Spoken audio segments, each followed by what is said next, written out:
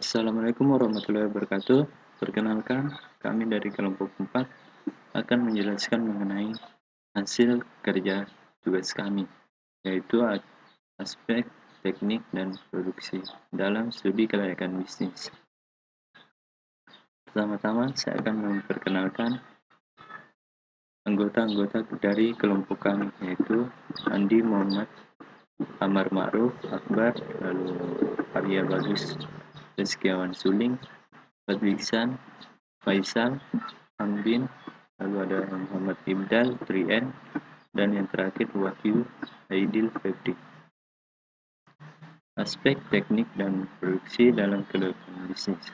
Pada aspek teknis dan produksi akan berusaha untuk mewujudkan produk yang dibutuhkan dan diharapkan oleh pasar. Maksud dari kebutuhan dan harapan tidak hanya terbatas pada bentuk, corak, dan preferensinya. Lebih dari itu menyangkut kuantitas dan kualitas. Analisis ini dilakukan untuk menilai seluruh tampilan produk yang akan dikembangkan. Analisis ini juga untuk menentukan daya tarik suatu ide, suatu produk bagi calon pelanggan, dan mengidentifikasi sebagai sumber daya yang dibutuhkan untuk menghasilkan produk tersebut. Penilaian kelayakan terhadap aspek teknik dan produksi sangat penting dilakukan sebelum perusahaan dijalankan. Penentuan kelayakan ini menyangkut hal-hal yang berkaitan dengan teknis atau operasi perusahaan, sehingga apabila tidak dianalisis dengan baik, maka akan dapat berakibat fatal bagi perusahaan dan perjalanannya di kemudian hari. Adapun yang perlu diperhatikan menyangkut aspek ini yaitu masalah manajemen operasional, masalah proses produksi, tata letak, dan hal-hal yang berhubungan dengan operasional. Kelengkapan aspek ini sangat tergantung dari jenis usaha yang akan dijalankan. Ada beberapa hal yang ingin dicapai dalam aspek teknik dan produksi agar SKU atau studi kelayakan usaha dalam aspek ini itu bisa tercapai atau bisa terpenuhi. Yang pertama adalah agar perusahaan dapat menentukan lokasi yang tepat, baik untuk lokasi pabrik, gudang, kantor pusat maupun kantor cabang. Kemudian, yang kedua adalah agar perusahaan dapat menentukan layout yang sesuai dengan proses produksi yang dipilih sehingga dapat efisien. Kemudian yang ketiga, agar perusahaan bisa menentukan teknologi yang paling tepat dalam menjalankan produksinya. Dan yang keempat, agar perusahaan dapat menentukan metode persediaan untuk kelancaran proses produksinya. Dan terakhir adalah agar dapat menentukan kualitas tenaga kerja yang dibutuhkan sekarang dan di masa yang akan datang. Yang pertama mengenai masalah manajemen operasional. Manajemen operasional adalah suatu fungsi atau kegiatan manajemen yang meliputi perencanaan, organisasi, staffing, koordinasi, pengarahan, dan pengawasan terhadap operasi perusahaan. Operasi ini merupakan suatu kegiatan di dalam perusahaan untuk mengubah masukan menjadi keluaran, sehingga keluaran tersebut akan lebih bermanfaat dari masukannya.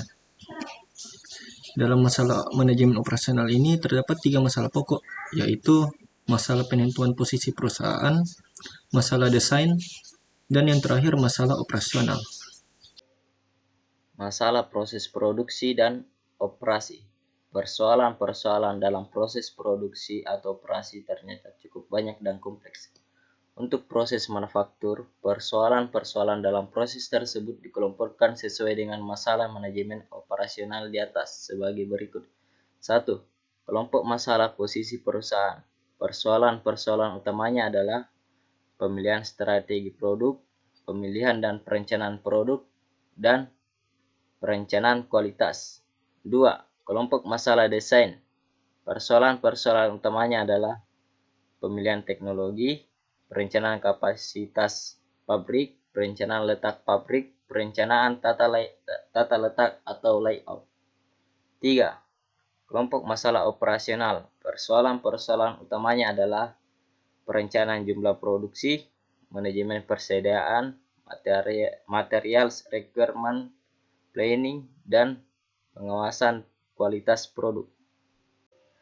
Perencanaan tata letak layout. Bagi industri manufaktur, bagi perusahaan manufaktur paling tidak ada 3 jenis tempat yang perlu diatur layoutnya, yaitu pabrik, kantor, dan gudang. Bagi industri jasa, hal-hal yang harus diperhatikan dalam tata letak fasilitas jasa: 1. Pertimbangan spasial, 2. Perencanaan ruangan, 3. Perlengkapan, 4. Tata cahaya, 5. Warna, 6. Pesan-pesan yang disampaikan secara grafis.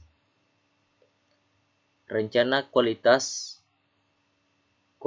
produk merupakan hal yang penting bagi konsumen. Kualitas produk baik yang barang maupun jasa perlu ditentukan melalui dimensi-dimensinya. Perusahaan hendaknya menentukan suatu tolak ukur rencana kualitas produk dari tiap dimensi kualitasnya.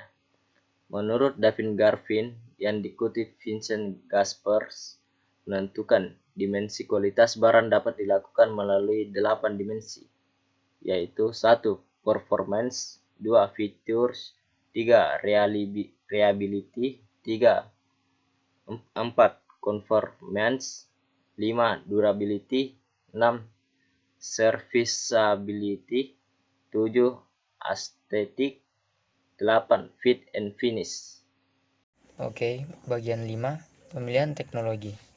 Pilihan teknologi untuk produksi pada dekade milenium baru saat ini, baik untuk produk barang maupun jasa, hendaknya kemajuan teknologi membawa efisiensi yang tinggi pada proses produksi, sekaligus menghasilkan produktivitas yang tinggi pula. Baik, Bismillahirrahmanirrahim. Assalamualaikum warahmatullahi wabarakatuh. Nama saya Faisal, saya kelas Teknik tahun 2020. Saya dari kelompok 4. Nah, di sini saya akan menjelaskan tentang saran-saran. Nah, saran-sarannya yaitu yang pertama, rencanakan secara matang hal-hal yang dapat memaksimalkan aspek teknik dan produksi, seperti mengatur sedemikian rupa terkait manajemen operasional, tata letak atau layout, proses produksi, dan hal-hal yang berhubungan dengan manajemen operasional.